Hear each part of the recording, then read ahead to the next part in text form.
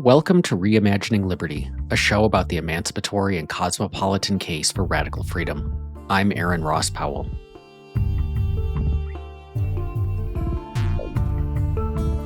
Returning to the show today is my friend Cory Massimino. He's a philosophy student and a fellow at the Center for a Stateless Society. Cory's here to talk about the politics of radical freedom at their most radical, namely anarchism. I get asked every so often whether I'm an anarchist. My honest answer is I'm not sure. I believe anarchism as a moral claim is clearly correct. State power is illegitimate. No one has a right to rule, and no one has an obligation to be ruled just because some people call themselves the government. Arguments for why the state is morally allowed to use violence against us and extract resources from us don't hold up to scrutiny. At the same time, I have worries that a society without any state at all won't be a paradise, but instead unbearable. Potentially so bad that avoiding it outweighs the harms of enforcing illegitimate authority. But I'm not certain of that, and I believe thinking through those issues is central to the Liberty Project. We shouldn't assume we need the state, but we should instead tackle the question of its necessity head on. Today's conversation is about that.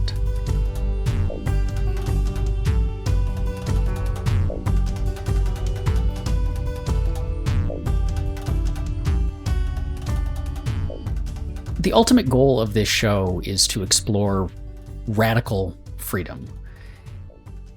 And it seems like anarchism would be the most radical freedom of all, of saying there are no state-based restrictions on our behavior, our liberty, and so on. Is that an accurate way to think about anarchism? Should we approach it as if we're seriously committed to radical freedom, then that entails being seriously committed to ultimately anarchy? Yeah, I think of it that way, and I think the vast majority of anarchists think of it that way. Not only that, but your show is heavily revolves around not just radical freedom, but radical liberalism, I know, and this view is more minority among anarchists, especially today.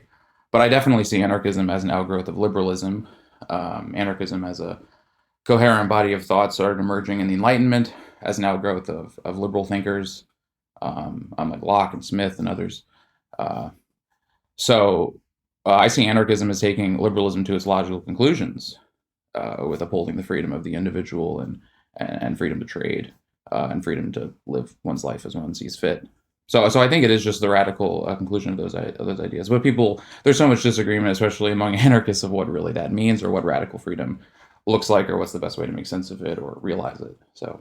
Can you map a bit of that out for us then? Because, I mean, there's a negative connotation of anarchism, which is just chaos and disorder, right? And in the political realm, when non-anarchists, particularly agents of the state, are talking about like this is leading to anarchy, what they mean, or at least what the image they're projecting is of not just chaos and disorder, but violent chaos and disorder, that we need state authority to protect against those things.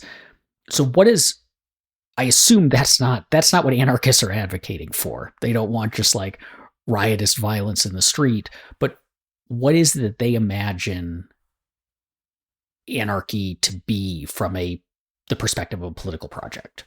Well, anarchism does not mean disorder or chaos. It comes from the ancient Greek for against rulers, or without rulers.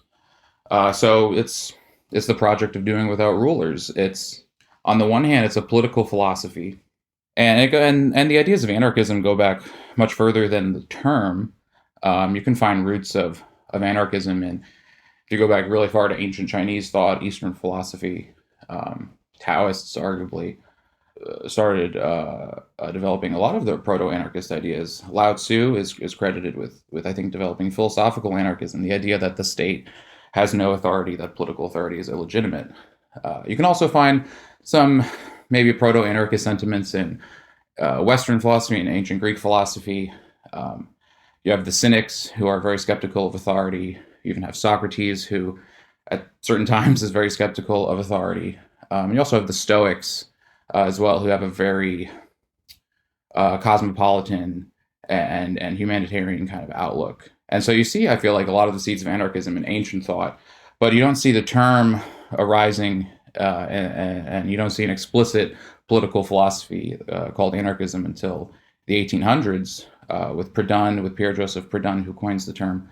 And that political philosophy is developed by Proudhon and people influenced like Benjamin Tucker, Emma Goldman, Voltairine de Cleyre, Peter Kropotkin. And so for them, anarchism is, like I said, it's the project of doing without rulers.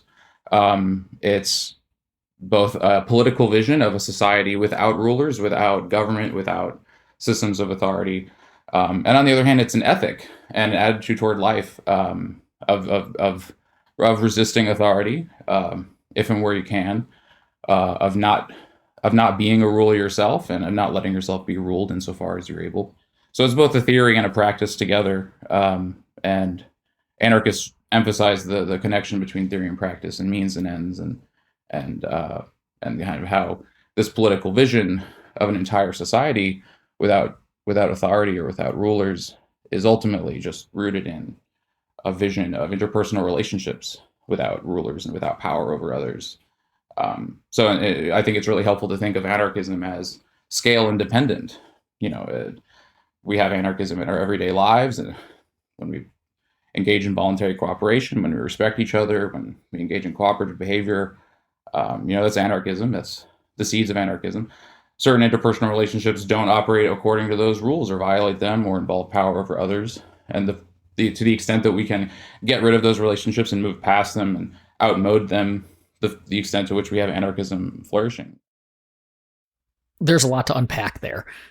Let me start with this. What is the difference, or how do we distinguish rulers from rules? Because it seems that's the crux of the worry about anarchism as chaos is that it means without rules, which means then anyone doing whatever they want, which from the one perspective is great.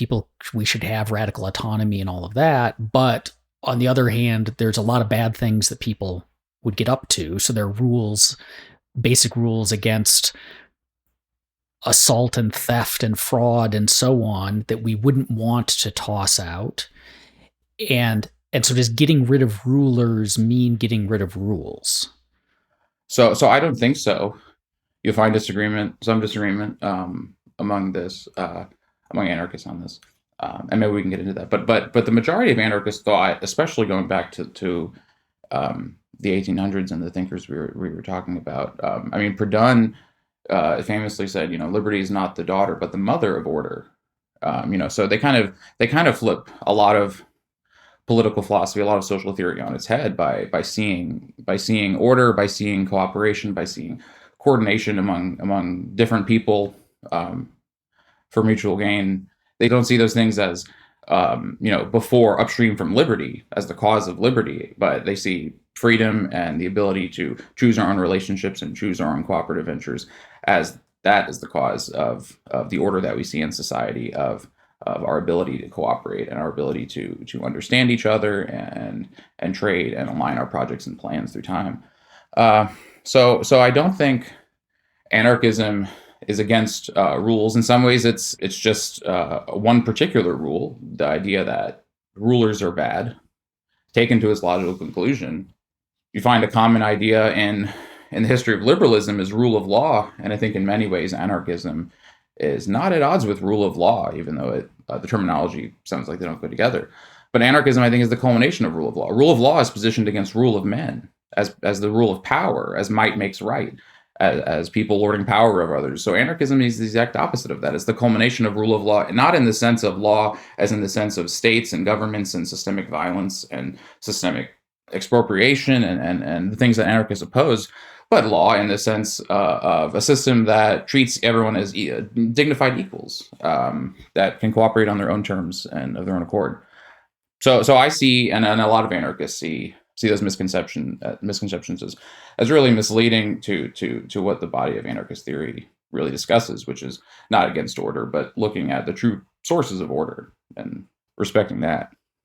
But don't you need some kind of enforcement mechanism? So if we have, whether we're natural law theorists or some other conception of there are even outside of rules promulgated by the state, there are these rules of conduct that we should follow. Perhaps they're grounded in morality or something else, but someone's going to, it sounds great. Like we'll remove the rulers and people's natural interests will align, and we can live in harmony, and we can see that play out in our day-to-day lives. Like in my neighborhood, the reason that my neighbors don't go around stealing from me or assaulting me is not necessarily because they're worried about police officers, but because they're upstanding, virtuous people who it wouldn't occur to them to do that, and they don't want to, and we live in harmony as a result. But there may be people in my neighborhood who would like to break in and take my stuff or might assault me, and we're never going to get rid of those urges. They're pretty deep-seated in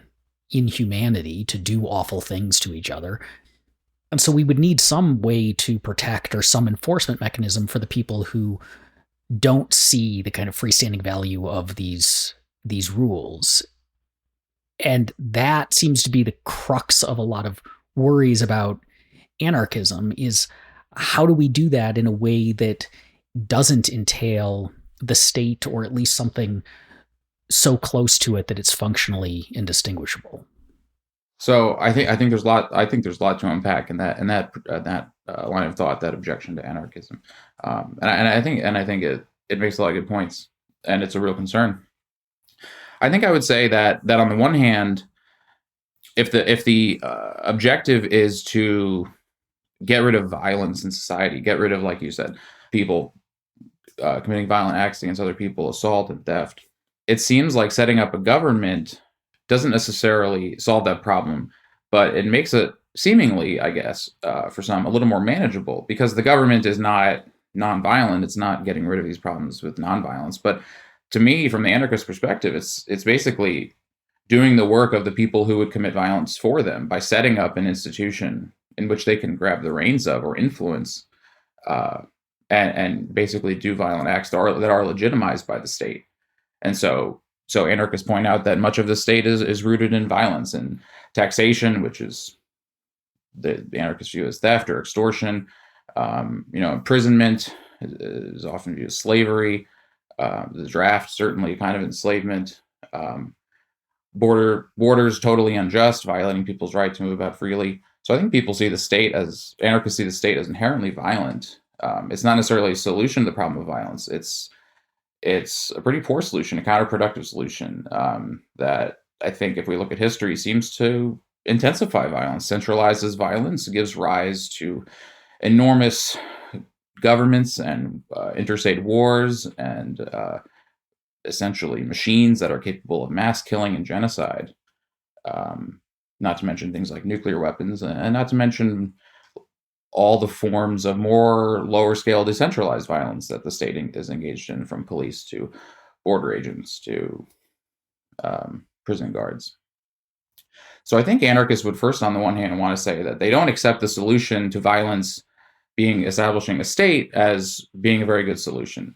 Now, anarchists don't think people should just roll over and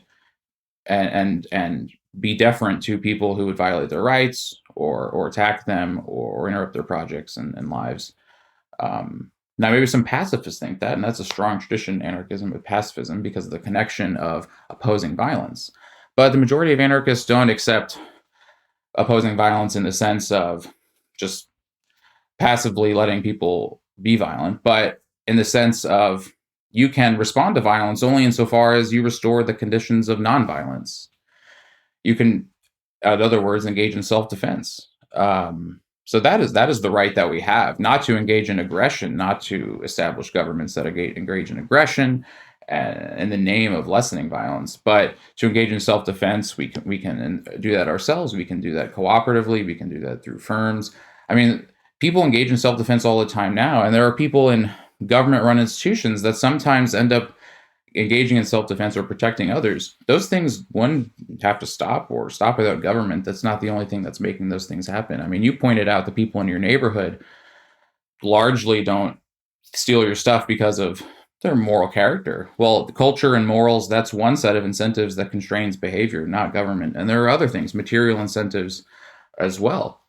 And I think ultimately it's not government that's constraining these things. Government is a form of unconstrained violence that doesn't have to follow the rules of interpersonal ordinary morality that we tend to follow in real life and we hold each other accountable to. So I think we can come up with alternative institutions that defend ourselves, that don't have to commit overt aggression, but can defend person and property from attack, can engage in proportional defense, that can perhaps provide restitution and restoration to victims of aggression, which I think is very preferable to the state invention of criminal law that locks people away forever and ruins their lives at the expense of the victims who have to pay for it. So I think anarchism is not toothless in the face of the problem of violence. It's not naive in the face of the problem of violence, but it's kind of hard-nosed with looking at what government is and looking at how we can defend ourselves differently. Wouldn't the concerns, though, that you've raised about government apply to the institutions that anarchists would have to set up to promulgate or enforce these rules or protect the rights of the people under them? That, because self-defense only goes so far. Like, I don't particularly want to live in a society where I personally am responsible for my own defense on like a day-to-day basis. That doesn't sound appealing to me. But if I offload them to there are gated communities with their own private security forces. Those exist in the world right now, and those private security forces are paid for by the people who live within those communities. And maybe that's a step in the direction of the protection, but it's also, these are very small, right? Like these are quite small communities that are also largely dependent for a lot of their protection on existing within a state. Like those security guards, if there's a murder, are going to call in the county police. They're not going to investigate themselves. Or if a neighboring community tries to invade them, they're going to call upon, U.S. defense programs to protect them and so on. So it seems like, on the one hand, that the vision of private security or personal security works, but only on a very small scale. On the other hand, if it's large, then it becomes, again, kind of functionally indistinguishable from a state, or at least is subject to a lot of the negative incentives that you've just mentioned, of centralizing, of violence, of, the state. One of the strongest objections to the state, I think, is that its interests are always its own. Like, we like to tell ourselves that the state exists to protect the interests of its citizens, but then in practice seems to always privilege the interests of state agents above citizens. And this plays out in court decisions and the way that cops operate and so on. But those things it's not like those things are inherent to the state. They're rather factors of just any group of people with interests will privilege those interests over others. And so that would apply to protection agencies or other mechanisms as well, or to even like individual anarchist communities. It's not like ideas of, it wouldn't strictly be nationalism, right? Because we wouldn't have nations, but the urges that lead to nationalism, tribalism, isn't going to go away. And so I guess the worry that I have is that anarchism is just, it's saying there's this term, the state, and if we just get rid of that thing, then these other concerns will kind of disappear, versus that thing is just a label we attach to certain organizations, but to a great extent, those kinds of organizations would have to exist or would just naturally arise within an anarchist society. Well, this is where a lot of anarchists get into the weeds of disagreements about what constitutes a state. So I think a state is a monopoly on violence. Specifically, that's the conventional definition, but that can be misleading because there's all sorts of violence within the territory of a state that's not committed by the state and it's not legitimate, it's not endorsed by the state. So more specifically, this I think states should be understood as monopolies on socially legitimized violence within a given territory, because ultimately the state often outsources its violence. It hires outside organizations or businesses. Historically, the states have hired private police forces. This was common during the labor rights movement with suppressing unions and strikes. And so the state really is what is the organization that legitimizes essentially within its territory, and so decides which violence is okay. Its violence is okay for sure, and also the violence of its allies and the other powerful organizations that it deals with and brings into its operations, and the violence of anyone who goes against the state obviously is not permitted.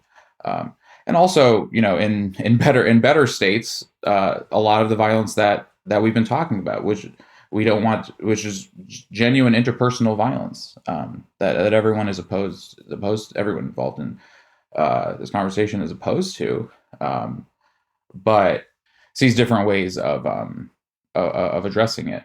So I think that to avoid recreating states, to avoid creating worse states, that's a real worry. It helps to be clear on what the state is, and I think that you're right that on some level there are a lot of organizations and a lot of visions and a lot of existing institutions that blur the line. It's tough because you have certain private security forces that many of their actions are defensive. They're not subsisting through any sort of violence like the state does, like taxation, which the state uses to support its security forces. But you also have non-state security forces that are essentially licensed and legitimized by the state and have certain immunities, legal immunities and things that protect them from reprimand or accountability. Now, this isn't always the case. In general, police officers licensed by the state now at this point have enormous, really insane protections and immunities to accountability, either internally, from other parts of the state, from citizens and civilians, from the legal system and lawsuits, you name it. So I think that ultimately what anarchism is trying to, like I said earlier, it's this idea of rule of law where there should be no people privileged with that power, with these immunities, with the monopoly over legitimized violence, with that ability to unilaterally decide what violence is permitted and what's not. Like you said, the state has its own interests, and giving it the power to do that, we'll just let it rule for its own interests. Now, the worry, like you said, is that's not unique to states. Obviously, people like granting themselves privileges. That's older than states. That'll probably outlast states. I think the key is that certain institutions are more insulated from accountability that prevents them from granting themselves privileges than others. I think states are the worst at this because they have a literal monopoly. And so they have no accountability from within their territory from their citizens to exit, to leave and go somewhere else and pursue some other firm, organization, or community agency to defend them, to settle their disputes, to things like that. And so then there's no accountability for the agents of the state that are tasked with doing those things. And so they do less of those things, the things that we want, protecting people and property, settling disputes. And they do more of, throwing people in jail for smoking drugs or whatever. And I think that there's kind of an omnipresent worry about power. Anarchism is eternally vigilant. It doesn't see any sort of hope in some idealistic, revolution happening, next month on Sunday at 12. It doesn't see social change that way. It sees power as always a threat, as always dangerous, even without states. And with the organizations that we come up with to protect ourselves, they risk They risk it of running away with power, of maybe cartelizing, of becoming monopolies, of abusing their power locally towards people that don't have the power to speak up in their communities or situations. So it's an open-atia. Statelessness is an open-atia. And anarchism is not just against statelessness; it's against power and rulers and authority. So there's no guarantee that statelessness will reap those things. But I think it's a step in the right direction. I think the state is one of the worst forms of power and authority, and that if we get rid of it, and these alternative organizations run risks for sure, but I think they present a better chance and present more accountability if you have the ability to exit, to discontinue your cooperation with some person or some set of people that are providing you with a service, or if it's easier to move. Like you said, it's a blurry line with decentralized communities, and like you said, homeowner associations. Those are territories, and they have these security forces. So I don't think there's a panacea, and I don't really think there's any escape from the problems of power. But I do think the state is more prone to the problems of power than the alternative organizations, and that's why anarchists have been so consistent in that particular target. To what extent do anarchists see a lot of the social pathologies? Because, so when libertarians are doing public policy, one of the arguments they make a lot of the time is that the state is very good at passing a policy that creates a problem, and then seeing the state then saying, oh, the existence of this problem means we need more state intervention to fix it. And then, of course, though that state intervention causes greater problems, which then inevitably mean we need even more state intervention to fix these problems, rather than recognizing, like, no, if we just go back to the first step, which was if you had not done the intervention in the first place, we wouldn't have this thing. To what extent do anarchists see that as a similar mechanism happening with cultural pathologies that then people identify as necessitating further state action? So one example of this, and this kind of rides the line of policy, but maybe clarifies what I'm asking about, is violence related to, say, drug prohibition. Like oh my God, we need to crack down on, there are problems that our cities are rife with violence. And a lot of that is coming from like the drug trade. And so we need to crack down even more with cops busting heads, rather than, say, getting rid of drug prohibition, which is incentivizing this violent behavior. Do anarchists see that kind of mechanism playing out more broadly, that a lot of the very concerns that we have about an anarchist society wouldn't work because there's all these cultural pathologies is kind of misidentifying the source? So yes, I totally think that's right, and I maybe would have gone into that a little bit earlier, but you had introduced one of your questions with certain pathologies, the temptation to steal or commit violence are inherent in human nature. So I wanted to run with that, and because that's right, that's true. And yet, certain tendencies are exacerbated by certain institutions. Certainly, the line between good and evil runs through the human heart, as the saying goes. Those things are inherent. I think anarchists can be too quick to try to blame everything on institutions, on modern institutions, on whatever institutions you want to oppose. And really not just anarchists. Everyone opposes some institutions, and they want to see every problem in society as the fault of those institutions. I don't think that can prevent us from engaging in institutional analysis. That can't have us ignore institutions and systemic level phenomenon and just focus on, and think everything is purely this isolated individual. No, there's interconnections in society, and there's interactions back and forth between individuals and the institutions that we kind of exist and interact within, and vice versa. So I think that I totally agree with the libertarian critique that interventionism breeds more interventionism. I think that's completely true. I think the drug war is a good and depressing example of that. I think in general, and anarchists have always pointed this out, I think that poverty is... this maybe gets a little off into a tangent with poverty. I think poverty is the natural state of affairs. Wealth, resources, technology, we create those things. Those are the products of human labor and ingenuity. And yet, I think states create a lot of poverty that wouldn't be there otherwise. They create artificial poverty. Libertarians point this out constantly, more than anyone, that the states create the poverty through taxation, through inflation, through regulations, through constraints on trade and free activity.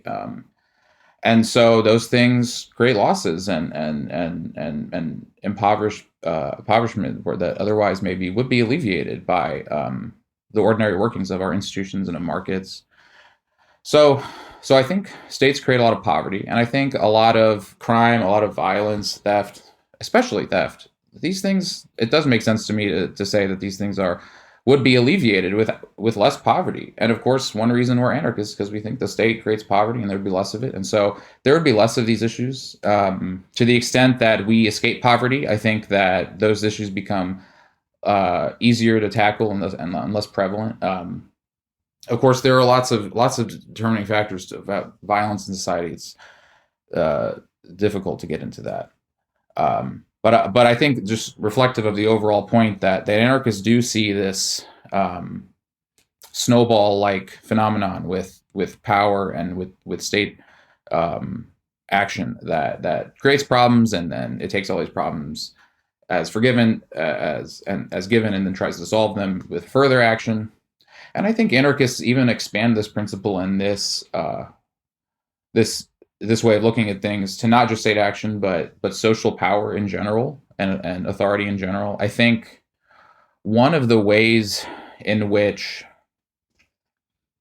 and sometimes libertarians often, I think, discount the ways in which the family can be a site of power, and that and think of us more as maybe too much of isolated individuals, and forget how we inherit and then pass along certain attitudes and traits and tendencies and values. And one of the areas which this is most salient is, with child abuse, with that being reproduced through families, through this ideology that says, like, just for instance, it's okay to, spank your child or strike your child as a form of punishment. And even still, that's very pervasive, more pervasive, I think, than some people want to say. And that is an area which it seems is that so reflective of how power becomes reproduced in this ideology of power. And you are on the bottom of the rung of power as a child, and you're the victim of that.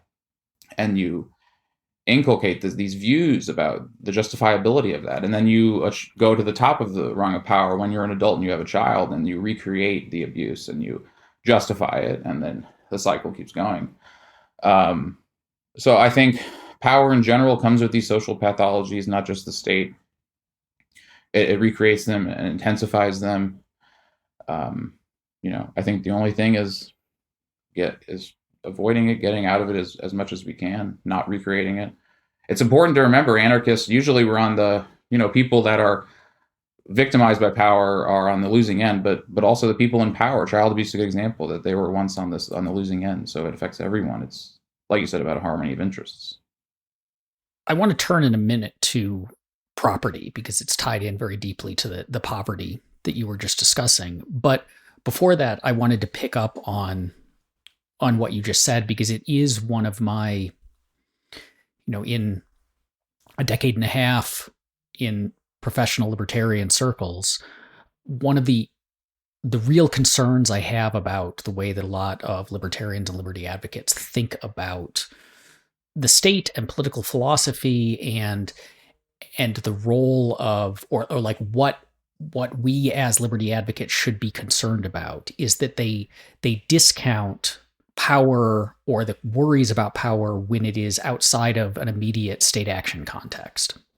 You make an argument that, we shouldn't, if our political philosophy is about minimizing state power, and that abuses of power outside of the state, whether this is, within the family or within the firm or social hierarchies or other liberty and autonomy reducing or discouraging behaviors and beliefs and actions should not be addressed through the application of state power, right? Like if there's inequalities, we shouldn't have the state intervene for a variety of reasons. And that's one argument, but I think it often gets spun into simply not caring about those kind, like other sorts of, if the state is an abusive relationship, that we have these rulers who exist above us, believe they can inflict violence upon us, can direct our behavior and punish us if we deviate from what they've told us to do. That seems like an abusive relationship. But there are other abusive relationships that, for a lot of liberty advocates, they simply think whatever happens that isn't directed by or influenced by the state is fine, is not something to be concerned about.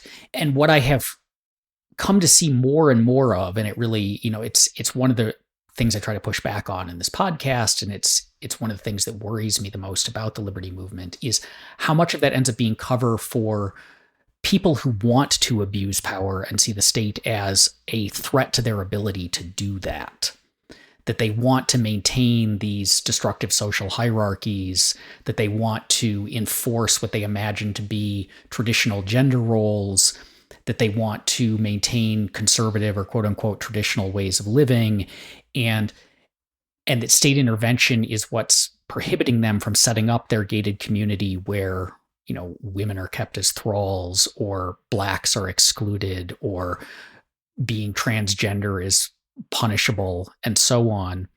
And I think that ultimately you have to care about both.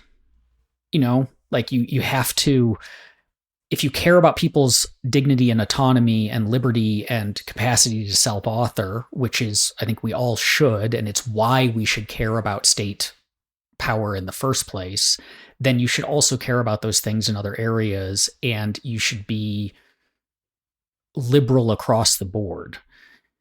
And I think a lot of good anarchist theory focuses much more on those other kinds of abuses of power and hierarchy and tradition in the service of privilege and so on than many more mainstream libertarians do. And so I would just, for me at least, like even with my worries about anarchism, I think that aspect of a lot of good anarchist theory, like so your work or the work that comes out of, say, the Center for a Stateless Society, is holding liberty advocates' feet to the fire on those other issues too. Yeah, it sucks, doesn't it? The American libertarian movement is right to oppose the state. It's right, I even think, to hate the state. And yet, it seemingly is at best ambivalent most of the time about these other forms of sometimes it could be violence and oppression and domination, and at worst endorses them. And it's a shame. In a way, it's realizing it's doing, for anti-libertarians what they accuse libertarians of being, which is, well, it's buying into that framework that, well, since I don't support the state doing anything about X, I must myself be ambivalent about X, or actually just like X. X, it could be drugs, it could be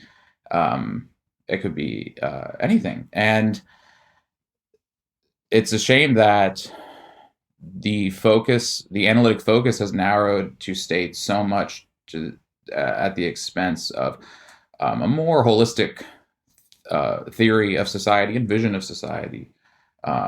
American libertarians, their precursors, the anarchists of the 19th century we discussed earlier, the individualist anarchists of that crowd of the early anarchists like Benjamin Tucker, Lysander Spooner, Voltaire de Cleyre, they saw themselves as not just against the state, but against all forms of power.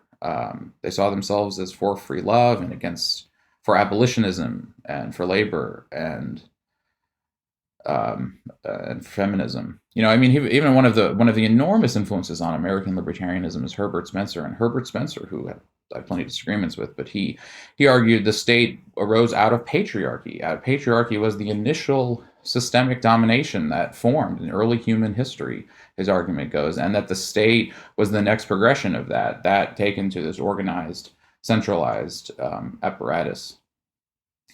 And I think it's a mistake to not see these forms of power as interconnected. I think if you're good on the state, but if you're bad on patriarchy, if you're bad on white supremacy, those things are pervasive as well, just like the state, in terms of institutions, in terms of ideology.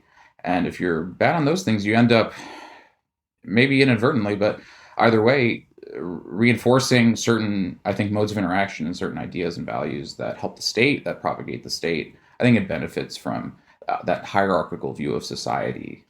And people are caught in a contradiction that want to marry anti-statism with a generally hierarchical view of society.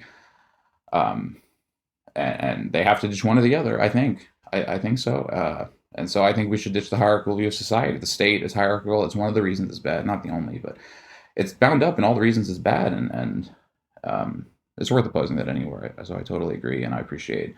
That's been a major focus of what I've tried to write about, and also what's attractive about the Center for a Stateless Society, that it marries anti-statism with those other concerns like feminism and anti-racism more overtly than probably anyone else that runs in libertarian circles. Yeah, I think one of the most discouraging and worst strains within the liberty movement are the people who insist that hierarchies are desirable, natural, necessary.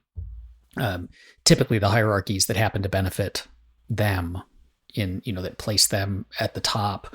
And then spin out elaborate arguments grounded in whether it's religion or it's evolutionary psychology or it's something else, that trying to justify what they imagine to be necessary and natural hierarchies. Whereas I think you're right that a genuine commitment to liberty involves at the very least, a skepticism about hierarchies, a recognition of the way that the state reinforces hierarchies, and an understanding of how hierarchies, whether they're state enforced or enforced through social dominance or other forms of pressure, are themselves liberty limiting. That we can see this. There aren't many libertarians who would defend, say, the Indian caste system, but that's just a particularly stark version of these kinds of hierarchies. But I worry how many seem to think that other forms of caste or identity are natural and necessary, and therefore cause for reinforcing hierarchies. But now I want to you looked worried when I brought up property.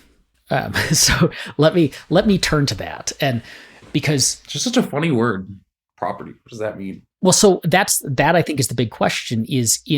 So one of the roles that the state plays in our society is to define the contours of property and the rules for its possession and exchange, and to some extent we can, some of those rules seem pretty easy and don't necessarily need the state. Like we might, I have a certain set of possessions, and if they're my possessions, you taking them, we can, it seems easy. But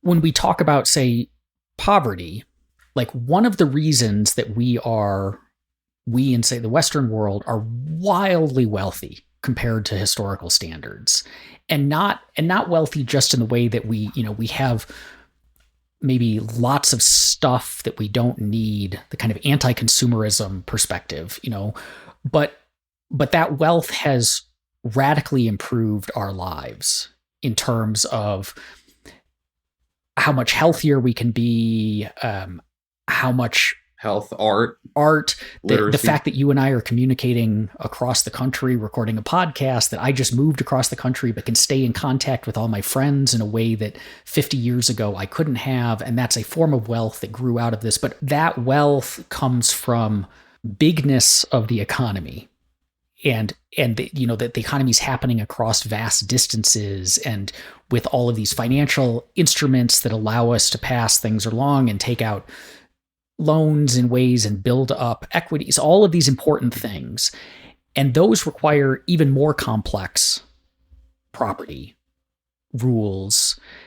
And do anarchist conceptions of property end up getting in the way of that? Like, do we need a big state in order to have the kind of huge and global economy with complex property and contract rules and so on that enable us to have this wealth that I don't think we want to give up? I mean, I know there are some anarchists who want to go to like outright primitivism and we'll just live off the land and so on. But I think that, as appealing as that might sound at times, like we all enjoy going camping, it's not, it's not like it's not, I think, a desirable way to live, and it overlooks the vast benefits that a globalized and complex economy brings.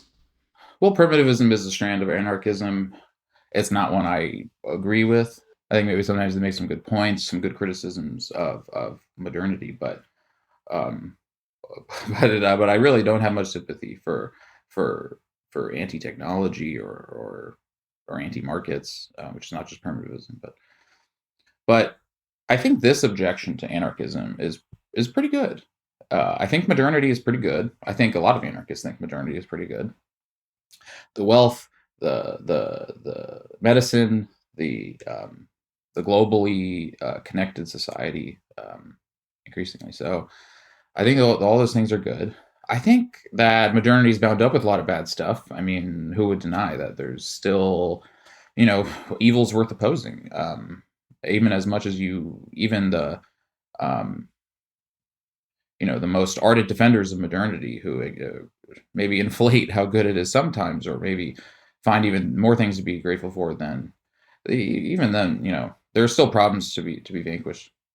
And so I think that the idea that everything good about the modernity depends on the state, and you're pointing out specifically, and I think it is a huge area, the property rights, rule of law, a functioning legal system, functioning public institutions that can uphold contracts and facilitate cooperation between diverse people.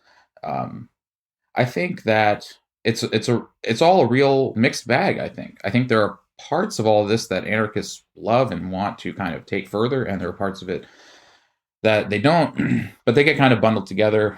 And the conventional view is kind of that they do go this package deal: modernity and the state, modern wealth and the state, modern globalism and the state. And so my view on these things tends to be that I think there's good reason to think the causality is the other way around, and that it's non-state institutions that give rise more to these large-scale economies and widespread cooperation and abundant technology and things like that. I think that, especially with something like material wealth, it's more that rather than the state came along and we were all poor and then the state made us rich, it's more like, well, we got rich through mostly things like markets and trade, and then we had the money to spend on states. And I think that's been an unwise investment. But that has been, I think, the way in which, like you said, the relatively wealthier West has in some ways allocated much of its social wealth and much of its total spending. It goes into these governments. And I think that that specifically with property rules, but generally with institutions like earlier, institutions of order, institutions of social cooperation, I think they can exist without the state. I think they've always existed outside the state. They've existed concurrent within the state and within this and outside the purview of the state. You have which, and none of these things are by any means examples of some sort of idealistic, like full anarchism or anything. But I think we can look at the seeds of certain institutions and pockets of certain kinds of social interaction and phenomenon, and think about the ways in which those might be taken further or expanded gradually to encompass more of society. And so, the state itself, the modern Western nation state, in many ways arises out of the common law system, which was very flawed, but a system that still to this day kind of operates in the background that guides the state and the state functionaries in how it developed our legal norms and our property rules and the norms surrounding how to use those things and resolve conflicts regarding property. Those things emerged in common law outside of the state, and in many ways, the state has kind of usurped and kind of and brought these things into its purview and monopoly. Now, other examples are things like black markets, obviously, which exist outside the purview of the state and despite the state, and which are prone to violence and chaos. I think because they don't have recourse to alternatives to the state. They have some level enough to have the markets exist, a level of coordination and contract disputes, but it's all layered in its underground violence and threats of intimidation and warfare and things. So I think there are aspects of black markets that show, hey, we can do things outside the state. Obviously, the state is not the sole source of order or source of agreement on property rules, or it doesn't make the possibility of. It is not responsible for the possibility of trade. Those things happen outside the state. You also have arbitration outside the state, which is incredibly common in the West, in the United States, with firms agreeing to arbitration, which is cheaper and costlier, or cheaper and quicker than the state usually, even now in the shadow of the state. So I think that we have good reason to think the state presupposes order. I mean, oftentimes people conflate not just the greatness of modernity with the state, which I think is a mistake, but they conflate society itself with the state, as if there could be no society without the state. And I think it's the other way around. It's the state didn't give rise to society. Society gave rise to the state. How could you have a state without people within the state organizing themselves such that they are a state and they function as a state and they operate as a state? Is there some other state that existed before them or on top of them that we're not seeing, that's controlling them and making sure they have order internally? I mean, no. So I think government presupposes a level of social cooperation already, in many ways.